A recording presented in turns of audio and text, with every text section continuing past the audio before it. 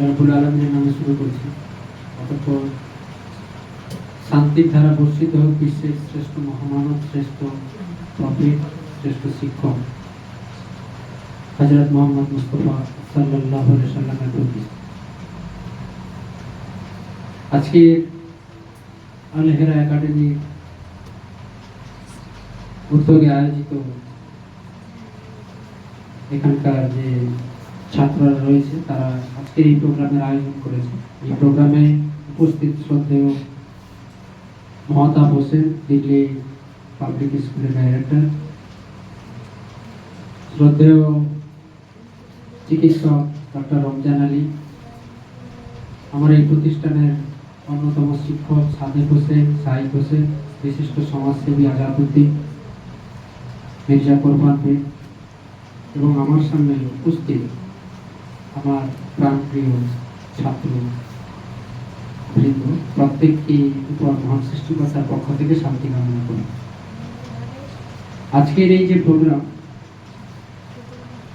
আমরা শুরু থেকেই শুনলাম আজকে দিনের যে বিশেষ বৈশিষ্ট্য, এটা কোনো জন্মদিবস পালন করা নয়, এটা আমরা শিক্ষক দিবস হিসেবে আজকের এই বিশেষ দিনটি পালন করে আসছি। এই বিশেষ সময়ে আমি সংক্ষিপ্ত ছোট আকারে দু একটি কথা তোমাদের সামনে আমি বলবো। এখানে ব্যানারে লেখা আছে, দেখো যে 5ই সেপ্টেম্বর শিক্ষক দিবস উদযাপনের বিশেষ আলোচনা সভা। বিষয়টা বিশ্ব মানবতার মুক্তির দূত মহান শিক্ষক প্রফেট মুহাম্মদ সাল্লামের এই দিন আগমন হয়েছিল। প্রফেট মুহাম্মদ সাল্লাম শিক্ষার উপর একটা গুরুত্বপূর্ণ কথা বলেছেন। কি বলছেন? যে তোমরা কথা বলবে না, বাবু চুপ করে বসবে। তিনি বলছেন যে তোমরা জ্ঞান অর্জন করো।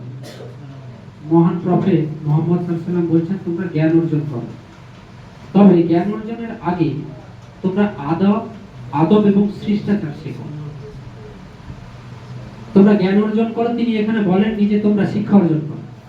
শিক্ষা অর্জন করা আর জ্ঞান অর্জন করার মধ্যে একটা পার্থক্য রয়েছে, যেটা আজকের তারিখে আজকের জেনারেশন এটাকে বোঝার চেষ্টা করে।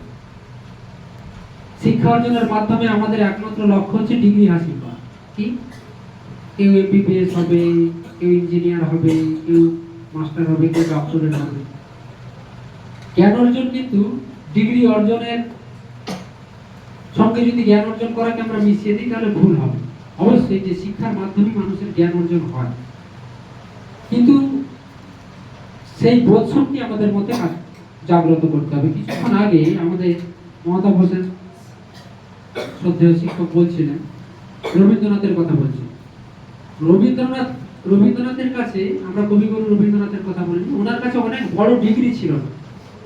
রবীন্দ্রনাথের কাছে কোনো ইউনিভার্সিটি থেকে পাওয়া কোনো বড় ডিগ্রি ছিল না, কিন্তু জ্ঞান পিপাসু ছিল এবং তার জ্ঞান অর্জনের যে সাধনা তাকে এমন একটা উচ্চতায় নিয়ে গিয়েছিল, শুধু ভারতবর্ষ নয়, আমরা অনেকে বিশ্বকবি বলি না,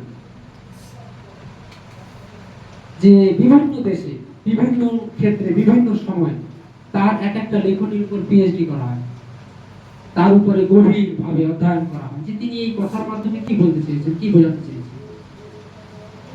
এবং তার শিক্ষা চেতনা এটাই ছিল যে বড় ঝাঁ চকচকে একটা বিল্ডিং হবে। এখনকার দিনে যেমন মাউন্ট লিটারারি স্কুল বলছি, বড় বড় সব স্কুল, বড় বড় গাড়ি করে সব বেরিয়ে যাচ্ছে, টাই বুট শুট। তার ভাবনাটা এরকম ছিল। তার ভাবনা কি ছিল? যে প্রকৃতির সাথে, প্রকৃতির সঙ্গে আমরা শিখব, আমরা সমাজকে শিখব, আমরা মানুষকে জানবো, আমরা সৃষ্টিকর্তার প্রত্যেকটা সৃষ্টির সঙ্গে আমাদের একটা নিবিড় সম্পর্ক তৈরি হবে এবং তার মাধ্যমে যেটা আমরা অর্জন করব সেটা আমাদের ব্যক্তিত্বকে উন্নীত করবে এবং সেই ব্যক্তিত্ব সুন্দর সমাজ গঠনে সহায়ক হবে। পরিতাপের বিষয় হচ্ছে আজকে এটা যে আমরা শিক্ষিত হয়েছি, আজকে যে লিটারেসি রেট অনেকটা বেড়ে গেছে। আজকে বাড়িতে বাড়িতে, গ্রামে গ্রামে প্রচুর গ্রাজুয়েট, মাস্টার ডিগ্রি, এইসি অসংখ্য ডিগ্রি আছে, কিন্তু একটা সময় আমরা একটা বয়স্ক লোকের সামনে আমরা যখন স্টুডেন্ট ছিলাম, একটা বিড়ি সিগারেট তো অনেক দূরের কথা, পানও খেতাম না। তখন এত ডিগ্রি ছিল। এখন সব ইংলিশ মিডিয়ামে পড়ছে, হ্যাঁ, রাস্তার উপরে দাঁড়িয়ে স্মোক করছে, ড্রিঙ্ক করছে, আদব কায়দা শিষ্টাচার কিছু নেই। তার বাবা মার কাছেও তার আদব শিষ্টাচার নেই, শিক্ষক বা তার গুরুর কাছে কি করে থাকে। যেটা ডিগ্রির মাধ্যমে, ডিগ্রির কম্পিটিশনের মাধ্যমে আমরা এতটা লিপ্ত হয়ে গেছি। ডিগ্রি দরকার আজকের তাই, এটা প্রয়োজন, এটা অস্বীকার করা যায় না। কিন্তু শুধু ডিগ্রি নয়, ডিগ্রির সাথে সাথে প্রকৃত জ্ঞান অর্জন করতে হবে। প্রফেট মুহাম্মদ সাল্লাল্লাহু আলাইহি ওয়াসাল্লাম বলছেন, তার একটা হাদিস তোমাদেরকে কোটেশন করব, সংক্ষিপ্ত পরিসরে আলোচনা করব বেশি সময়। তিনি বলছেন, একজন অশিক্ষিত মানুষ, মূর্খ মানুষ সারা রাত ধরে ইবাদতের থেকে একটা জ্ঞানী মানুষের ঘুম হতো। এখানে ইবাদত মানে তিনি নামাজ পড়ান, মানে নামাজ সবথেকে বেটার ইবাদত, মানে সৃষ্টিকর্তার সন্তুষ্টি অর্জনের সবথেকে ভালো মাধ্যম বলে আমরা মনে করি। তিনি বলছেন, একটা অশিক্ষিত লোক, মূর্খ লোক, যার জ্ঞান নেই, অশিক্ষিত নয়, যে জ্ঞানী নয়, মূর্খ লোক, সে সারা রাত ধরে যদি ইবাদত করে, তার তুলনায় একটা জ্ঞানী মানুষের ঘুম হতো। এই কথাটা কেন বললেন?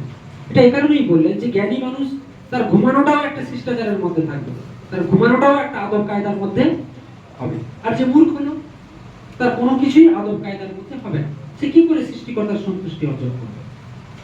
তাই এই জিনিসটা কিন্তু ভাইটাল। আমরা যদি রবীন্দ্রনাথকে পড়ি, আমরা যদি বঙ্কিমচন্দ্রকে পড়ি, আমাদের এই বাংলায় অনেক জ্ঞানী মানুষের আবির্ভাব হয়েছে, তারা অনেক কিছু দিয়ে গিয়েছে। তাদের লেখনীর উপরে যদি আমরা রিসার্চ করি, রবীন্দ্রনাথ একটা মানে কি কয়েকটা ইউনিভার্সিটি একটা রবীন্দ্রনাথ।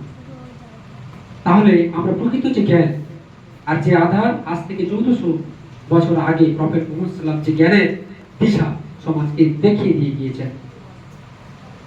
কোরআনের প্রথম আয়াত ছিল ইকরা, ইকরা বিসমি রাব্বিকাল্লাযী খালাক, খালাকাল ইনসানা মিন আলাক, ইকরা ওয়া রাব্বুকাল আকরাম আল্লাযী আল্লামা বিল কালাম, আল্লামাল ইনসানা মা লাম ইয়ালাম।